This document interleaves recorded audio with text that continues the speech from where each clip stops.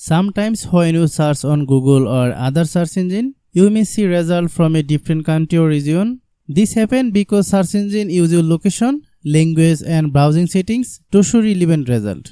If you want to search result from another country, you can easily change your search region. To change the region in Google search, first open web browser and go to google.com. Then go to logo icon. Click on the More Settings option at the top right corner of the Google homepage. Then select Other Settings.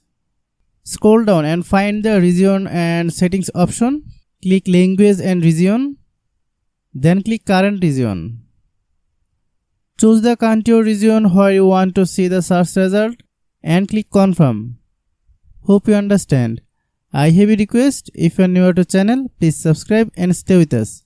Thanks for watching.